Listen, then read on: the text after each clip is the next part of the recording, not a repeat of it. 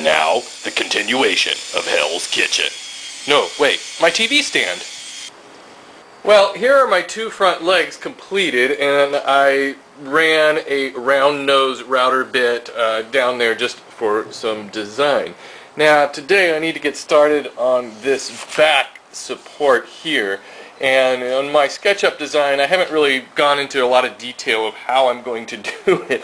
Suffice to say that I just want to make sort of this little half box here, which I've already cut out the 48-inch long piece of plywood and then the two sides of it. I'm just going to butt joint all of this together with glue.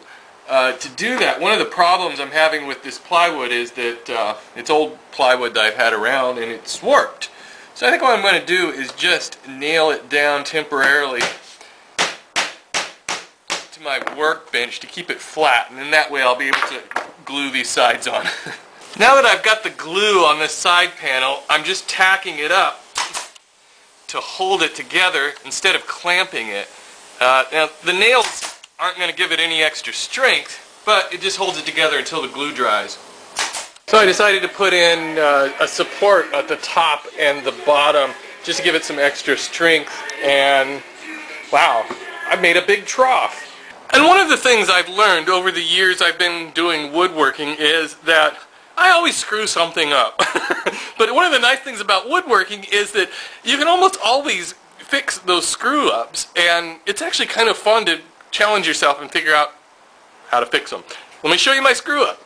These are my two front legs, which were supposed to be the same height as where the shelf would go. Now if I bring it together, you can see that somewhere along the line, I really screwed it up. I think I forgot to account for a 3/4 inch piece of lumber or something. So there's a couple of ways I can deal with this. I could just lop this off a little bit, which I really don't want to do. So I think I'm just going to add another little base on the bottom of that piece.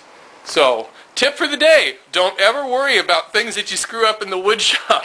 Usually they can be fixed. Well, it's Saturday now, and I decided to go ahead and start in on the shelves finally. So here are my two shelves, and I am just lopping the corners off of them. I had some gaps in these two pieces where they met, and so what I did is I took a bunch of that MDF sawdust and I mixed it up with some yellow glue and made a paste out of it to fill in those gaps, and I think that's going to work out well once I sand it down. And of course this is going to be painted, so that should be okay.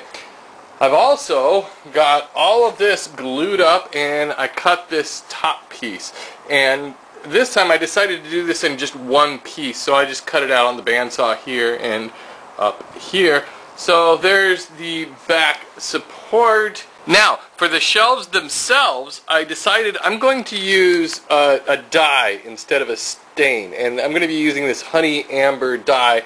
Now here's a piece of that plywood without the stain on it, or the dye, and here's it with the dye, and it's sort of a yellowish color, but I kind of like that. Then I'll put a finish over that, and I got something special to do for the edges. The nice thing about applying dye instead of stain is that it completely soaks into the wood, and if there's any spots that you think are, splotchy and haven't got quite covered, you can just go over them again.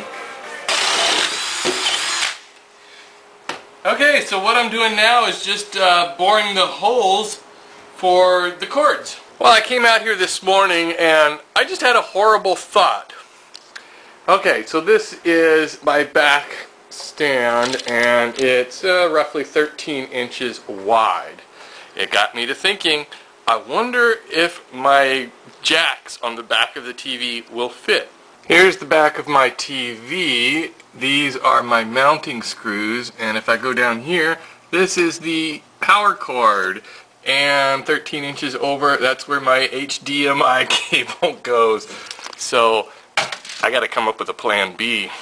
Today has been just sort of a comedy of errors with me in the shop. So, I wanted to get some screws for the back of the TV. You'll notice I have brought it into my shop now, and I measured these and figured out that they were about 1/4 inch screws. Went up to the hardware store, brought 4 screws home. They don't work. I figured out, oh, well maybe those are coarse thread and not fine thread. Went back, got another set of screws, brought those back. They still didn't fit. Then I got wise and just took the whole damn TV over to the hardware store. They're really light, it's easy to do. And the guy came out and he said, it's a metric fit. Who knew? It was metric. So he, helps me out with the screws. We go back, get the 4 screws. Unfortunately, the guy grabs them out of the wrong box and gets the next size smaller. So I come all the way home, get the TV out, come back here, put the screws in, and bloop, they just drop right in. So I just went back to the store, brought the TV, and got the correct screws. And that's what I've been doing today. But anyway, here's my plan on dealing with that problem that I was telling you about where the cords won't fit. I think I'm just going to treat it like, you hang some pictures with a cleat. So I cut this cleat, which I can mount right onto the TV. And then I've got the opposite cleat, which will fit in like that. And I can take that and put it, well, it would go this way, right here. So that's my plan now. There's a certain synchronicity about the universe, and sometimes problems work out for the better. And this is a perfect case of that. Okay, I've put on my cleat on the TV, and I've put 2 holes in here for this cleat, and I've made them oversized so that now when it fits in there, I can adjust it a little bit either way just to make sure that the TV is straight. So this is actually a better way than I was originally planning. So check it out. There it is. And so I've got the back cleat, and then I've just got a little spacer piece back here, and that gives me enough room for my cables. Kathy's the expert painter, so she is actually painting this a gloss black. And what do you think about your painting job? Well, I didn't do that. I just started here. So, I think it's okay. What are you saying? What am I saying? I'm saying you're a messy painter. Look at that. It's black. What are you going to do? I keep telling Kathy that she is way over painting this. Why do you keep putting more and more coats on something that is going to be back behind here and will never be seen? What is your answer? You told me to paint it. Now let me paint it. That's all I have to say. She's over painting it. Shut up.